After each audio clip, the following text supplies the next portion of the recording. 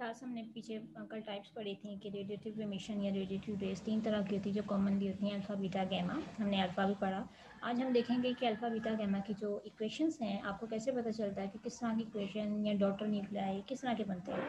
क्योंकि आपको पता होना चाहिए कि जो एलिमेंट मौजूद होता है, जो रेडिएटिव एलिमेंट होता है, वो पेरेंट न्यूक्लियाई होता है। जब उसमें से टूट का शिकार होकर डिसइंटीग्रेट होता है, जो चीज़ नहीं बनती है, उसे हम डॉटर न्यूक्लियाई कहते हैं। With some rays alpha beta gamma कोई भी स्पीशीज आपके पास बनती है।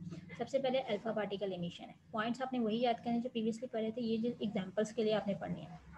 अल्फा का मतलब होता है हीलियम के पार्टिकल। हीलियम का एटॉमिक नंबर होता है 2 और मास नंबर होता है 4। तो जब भी किसी चीज़ में से हीलियम निकलता है या अल्फा एमिशन होती है तो इसका मतलब उसके अपने मास में 4 पॉइंट्स का फ़र्क पड़ता है और एटॉमिक नंबर में 2 पॉइंट्स का फ़र्क पड़ता है। फॉर एग्जाम्पल आपके पास रेडियम है।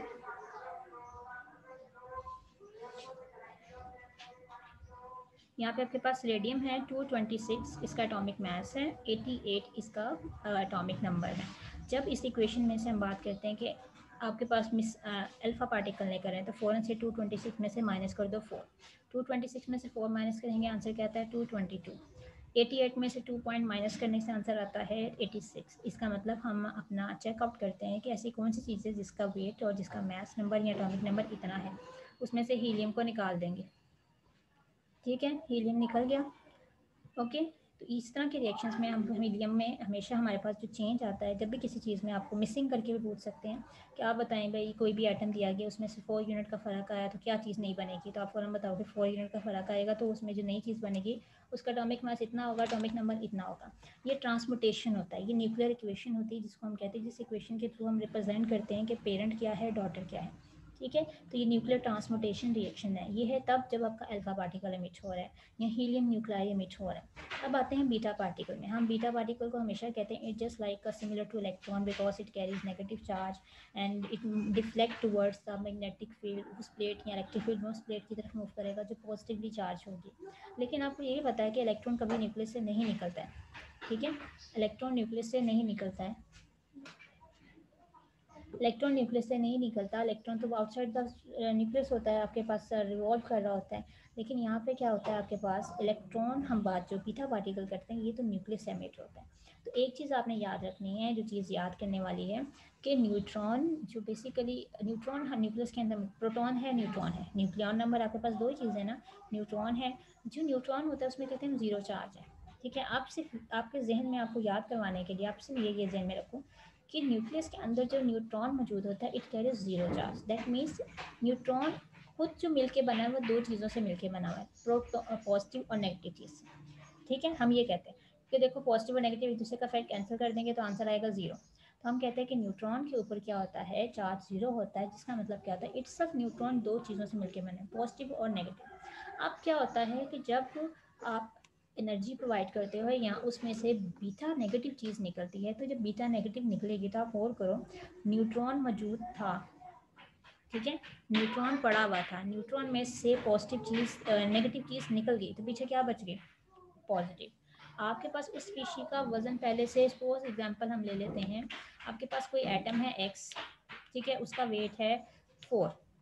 ठीक है, मैंने उसमें से कहा आपके पास 4 है और इसका एटॉमिक नंबर मैं कहती हूँ 6 है। जस्ट एक रैंडम से एग्जांपल दिए, 4 ये था। अब आपको पता है 6 और 4 ऐसे ही है ना, तो न्यूट्रॉन नंबर कितने होंगे इसके, 6 में से 4 माइनस किया 2 न्यूट्रॉन। मैं आपसे ये कह रही हूँ कि न्यूट्रॉन बेसिकली आपके पास क्या होता है,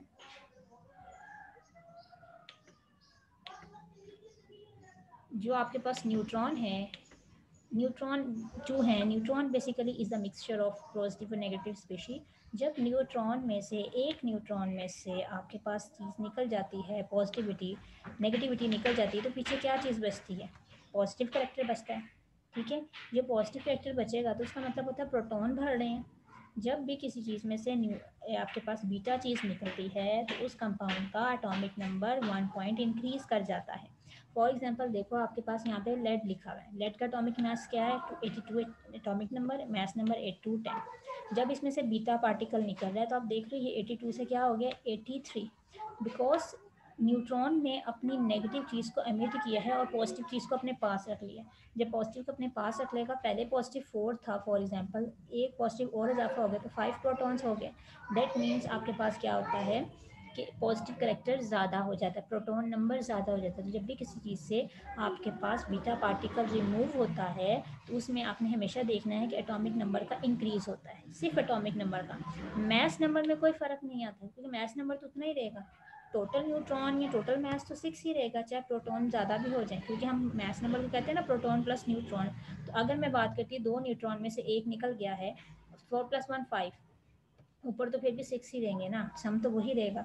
तो यहाँ पे भी क्या होता है, सम आपके पास मैथ्स का वही रहता है, सिर्फ एटॉमिक नंबर बदलता है। जबकि अल्फा पार्टिकल में दोनों चीज़ें बदलती हैं। तो ये ख्याल रखना है कि आपसे पेपर में क्वेश्चन आ सकते हैं, आप ये बताओ कि अल्फा पार्टिकल जब रिलीज़ होते हैं, कोई एग्जाम्पल दो जिसमें आप बता सको कि उसका प्रोडक्ट का मैथ 4 पॉइंट कम हो जाता है। तो हमेशा रखो जिसमें 4 पॉइंट कम होता है वो अल्फा एमिशन होता है। आपसे क्या सकते हैं, given such example in which the math number remains the same but the amount of atomic number is increase by 1, तो उसमें हमेशा कहोगे आपके बीटा का एमिशन हो रहा है।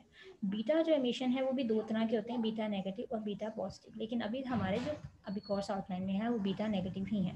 ठीक है, बीटा पार्टिकल, तो beta particle is just an electron, symbol is E-1, since ejection from beta particle is followed by emission of gamma rays. Gamma rays क्योंकि एनर्जी रेज यहाँ से निकलती हैं, अकेला नहीं निकलती। Emission of beta particle from the nucleus of an element. The nucleus new formed possess the same atomic mass, but positive character will increase by 1 unit.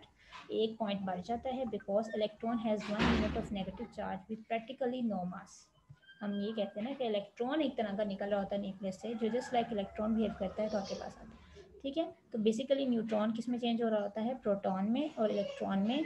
और neutrino is a just particle which is use to balance the equation. ठीक है, आपके पास fundamental particle सिर्फ electron, proton, neutron नहीं होते, इसके अलावा भी बहुत सारी स्पीशी मौजूद होती हैं। तो इसी तरह ये जो न्यूट्रिनो है ये जीरो मास जीरो चार्ज का होता है, सिर्फ इसकी स्पिन को, इसकी रोटेशन को बैलेंस करने के लिए आता है। ठीक है, तो अगर कभी भी इलेक्ट्रॉन हमारे न्यूक्लियस से निकल के जाता है बीटा पार्टिकल की सूरत में, तो आपका एटॉमिक नंबर 1 यूनिट बढ़ जाता है। उसके बाद आपके पास है गैमा एमिशन है। गैमा एमिशन हमने प्रीवियसली पढ़ा कि इलेक्ट्रोमैग्नेटिक रेडिएशन, इनमें कोई चार्ज कोई मास नहीं होता। ये हाई एनर्जी वेव्स होती हैं, बहुत ज़्यादा पेनिट्रेट करती हैं, गैस को आयनाइज नहीं कर सकती, इसलिए जब भी ये किसी चीज़ में से निकलती हैं तो ये सिर्फ एनर्जी का फ़र्क आता है। इसकी अपनी इक्वेशन में ना तो कम होता है ना कोई चीज़ ज़्यादा होती है। यानी आप ये कह सकते हो there is no kind of change in atomic mass and atomic number in case of gamma emission।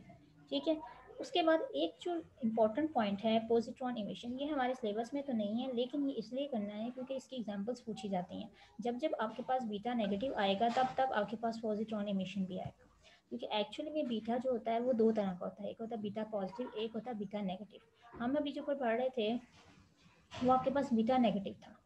ठीक है, जो पॉजिट्रॉन है वो बीटा पॉजिटिव दिखे, आप देख रहे हो यहाँ पे ई के साथ प्लस चार्ज लिखा हुआ है। अब इसका मतलब क्या होता है, वहाँ पे जब न्यूट्रॉन अपने आप को तोड़ता था दो पार्ट्स में, प्रोटॉन और इलेक्ट्रॉन में, इलेक्ट्रॉन उसमें से भाग जाता था, पीछे प्रोटॉन बच जाते थे। इस केस में क्या होता है, यहाँ पे प्रोटॉन निकल जाता है, इलेक्ट्रॉन उसके अंदर रह, नेगेटिव चीज़ उसमें रह जाती है।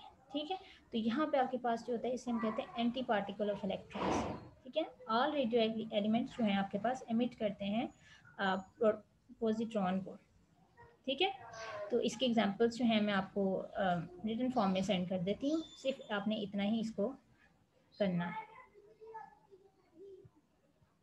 so, अभी हम पॉजिट्रॉन डिके या पॉजिट्रॉन एमिशन की बात कर रहे थे, मैंने आपसे कहा था इट इज़ एंटी पार्टिकल। अभी हमने पढ़ा था बीटा नेगेटिव, जिसमें से भी निकलता है उसका एटॉमिक नंबर 1 पॉइंट बढ़ जाता है। अब यहाँ पे उल्ट होता है, अगर वहाँ पे 1 पॉइंट एटॉमिक नंबर बढ़ता है तो यहाँ पे 1 पॉइंट कम होता है। ठीक है, मैथ नंबर नहीं फ़र्क पड़ता क्योंकि बीटा पार्टिकल जब भी किसी में से निकलेगा तो उसके मैथ नंबर में फ़र्क नहीं पड़ता। हाँ, अगर बीटा नेगेटिव निकलता है तो पॉइंट वजन बढ़ता है, मैथ एटॉमिक नंबर बढ़ता है, और अगर आपके पास पॉजिट्रॉन यानी बीटा पॉजिटिव निकलता है तो 1 पॉइंट आपके पास वेट कम होता है। तो ये जस्ट एग्जांपल्स हैं जो आपने करनी है। जैसे यहाँ पे लिखा ना एमिशन ऑफ पॉजिट्रॉन, जैसे वहाँ पे न्यूट्रॉन प्रोटॉन में कन्वर्ट होता है, यहाँ पे प्रोटॉन न्यूट्रॉन पे जा रहा होता है।